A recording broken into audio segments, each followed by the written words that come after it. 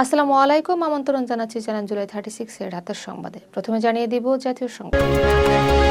দেশের শান্তি, নিরাপত্তা ও সার্বভৌমত্ব রক্ষায় আনসার ও ভিডিপিকে সর্বোচ্চ প্রস্তুত থাকার নির্দেশ দিয়েছেন প্রধানমন্ত্রী তারেক রহমান।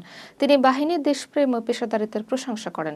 জননিরাপত্তায় আনসার ভিডিপির ভূমিকা গুরুত্বপূর্ণ বলে উল্লেখ করেন তিনি। বাহিনীর আধুনিকায়নে সরকারের সহযোগিতা অব্যাহত থাকবে।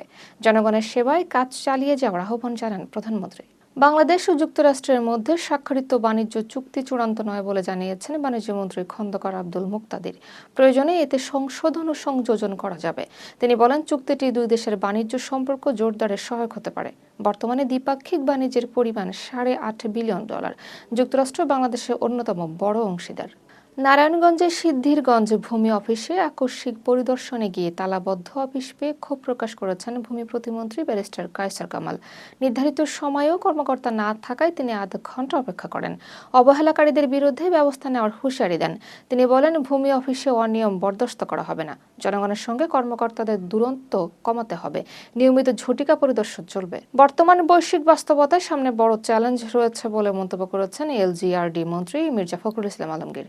তিনি বলেন, একদিনে সব পরিবর্তন সম্ভব নয়, তবে নির্বাচনের অঙ্গীকার বাস্তবায়নে সরকার আন্তরিক। প্রধানমন্ত্রী তারেক রহমানের প্রতি আস্থা রাখার জন্য কৃতজ্ঞতা জানান তিনি। জনগণ ও সংশ্লিষ্ট সবার সহযোগিতায় দেশ পরিচালনার কথা বলেন। বাংলাদেশকে স্থিতিশীল রাষ্ট্রে রূপ দিতে সরকার দৃঢ় প্রতিজ্ঞ। মধ্যপ্রাচ্যের উত্তেজনার প্রভাবে ঢাকার শাহজালাল বিমানবন্দর থেকে একের পর এক ফ্লাইট বাতিল হচ্ছে। এ পর্যন্ত মোট 173টি ফ্লাইট বাতিল হয়েছে। কাতার, কুয়েত, ইউএই, বাহরাইন সহ কয়েকটি দেশের আকাশসীমা বন্ধ রয়েছে।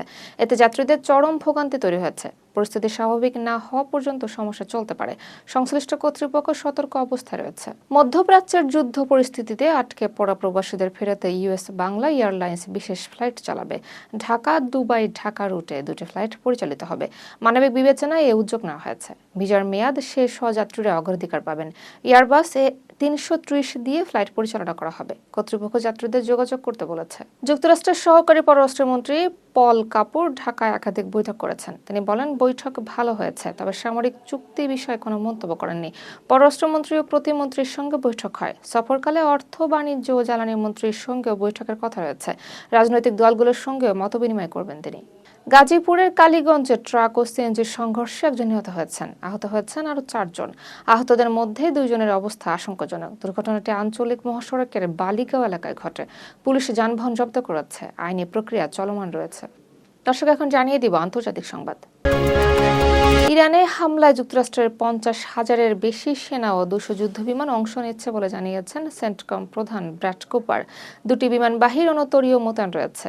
এটিকে মধ্যপ্রাচ্যে যুক্তরাষ্ট্রের সবচেয়ে বড় সামরিক প্রস্তুতি বলা হচ্ছে। ইরানের 17টি জাহাজ ধ্বংসের দাবি করা হয়েছে। সমুদ্র, আকাশ ও সাইবার স্পেসে হামলা চলছে। আরও সামরিক সহায়তা পাঠানো হচ্ছে। সৌদি আরব রিয়াদের দক্ষিণে 2টি ক্রুজ ক্ষেপণাস্ত্র প্রতিহত করেছে। পাশাপাশি 9টি ড্রোন ভূপাতিত করা হয়েছে। তবে এগুলো কোথা থেকে ছোড়া হয়েছে তা জানানো হয়নি। নিরাপত্তা বাহিনীর সর্বোচ্চ সতর্কতা রয়েছে। আকাশ প্রতিরক্ষা ব্যবস্থা সক্রিয় রাখা হয়েছে। পরিস্থিতি নিবিড়ভাবে পর্যবেক্ষণ করা হচ্ছে। ইরানের সঙ্গে যুদ্ধ দীর্ঘ হলে যুক্তরাষ্ট্রের ক্ষেপণাস্ত্র মজুদ সংকটে পড়তে পারে বলে পেন্টাগন সতর্ক করেছে। ইসরায়েল ও ইউক্রেনের সহায়তা মজুদ কমছে। ইন্টারসেপ্টর উৎপাদন হার খুবই ধীর। যুদ্ধের ব্যয় দ্রুত বাড়ছে। কয়েক সপ্তাহে খরচ $200 বিলিয়ন ছড়াতে পারে। বিশেষজ্ঞরা জাতীয় নিরাপত্তা ঝুঁকির কথা বলেছেন। ভারত মহাসাগরের মার্কিন ডেস্ট্রয়ারে ক্ষেপণাস্ত্র হামলার দাবি করেছে আইআরজিসি। অপারেশন টু প্রমিস 4 এর অংশ হিসেবে হামলা চালানো হয়।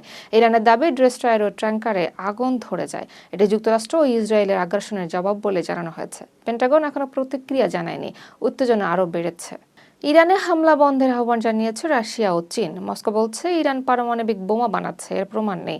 চীন বল প্রয়োগের বিরোধিতা করেছে। তারা কূটনৈতিক সমাধানের পক্ষে। যুদ্ধ আঞ্চলিক পারমাণবিক প্রতিযোগিতা বাড়াতে পারে বলে সতর্ক দেওয়া হয়েছে। মানবিক বিপর্যয়ের দায় হামলাকারীদের নিতে হবে। রিয়াদে মার্কিন দূতাবাস এলাকায় ড্রোন হামলার খবর দিয়েছে রয়টার্স। ড্রোনটি সম্ভবত ইরান থেকে ছোড়া হয়েছিল। দূতাবাসের একটি অংশ ক্ষতিগ্রস্ত হয়েছে। সিআইএ স্টেশনের নিরাপত্তা নিয়ে উদ্বেগ তৈরি হয়েছে। হতাহতের খবর পাওয়া যায়নি। নিরাপত্তা ব্যবস্থা জোরদার করা হয়েছে। ফ্রান্স মধ্যপ্রাচ্যে বিমানবাহী রণতরী চার্লস দ্য গল পাঠাচ্ছে। প্রেসিডেন্ট ম্যাক্রো জাহাজ চলাচল নিরাপদ রাখতে জোট গঠনের কথা বলেছে। হরমুজ প্রণালী ও লোহিত সাগর ঝুঁকিতে রয়েছে। পরিস্থিতির দ্রুত অবনতি হচ্ছে। ফ্রান্স সক্রিয় ভূমিকা নিতে চায়। সংঘাত ইউরোপেও প্রভাব ফেলতে পারে। যুক্তরাজ্য 4 দেশের শিক্ষার্থীদের স্টাডি ভিসা স্থগিত করেছে। আফগানিস্তান, মিয়ানমার, ক্যামেরুন ও সুদান এই তালিকায় রয়েছে। অ্যাসাইলাম আবেদন বেড়ে যাওয়ায় সিদ্ধান্ত নেওয়া হয়েছে। ওয়ার্ক ভিসাও বন্ধ করা হয়েছে। অভিবাসন কঠোর করার অংশ এটি। নতুন নিয়ম শিগগিরই কার্যকর হবে। ইরানের নিহত সুপ্রিম লিডার আয়াতুল্লাহ আলী খামেনিকে দেশের পবিত্র শহর মাশহাদে দাফনের প্রস্তুতি নেওয়া হচ্ছে বলে জানিয়েছে ফার্স নিউজ। মাশহাদেই তার জন্ম এবং সেখানেই তার পিতা সমাহিত হচ্ছেন। দাফনের আগে তেহরানে বড় শোক সভা অনুষ্ঠিত হবে, তবে সুনির্দিষ্ট তারিখ এখনো ঘোষণা হয়নি। ৩৬ বছর ধরে নেতৃত্ব দেওয়া খামেনির মৃত্যুর ফলে ইরানের রাজনৈতিক ভারসাম্য ও মধ্যপ্রাচ্যের পরিস্থিতি নতুন মোড় নিতে পারে। কাতারের নিরাপত্তা বাহিনী ইরানের ইসলামিক রেভলিউশনারি গার্ড কর্প সংশ্লিষ্ট 2টি গুপ্তচর চক্রের 10 সদস্যকে গ্রেপ্তার করেছে। তাদের বিরুদ্ধে রাষ্ট্রীয় ও সামরিক স্থাপনার গোপন তথ্য সংগ্রহ এবং নাশকতার অভিযোগ রয়েছে। তদন্তে জানা গেছে 7 জন গুপ্তচর বৃত্তিতে এবং 3 জন ড্রোন পরিচালনায় প্রশিক্ষণপ্রাপ্ত ছিলেন।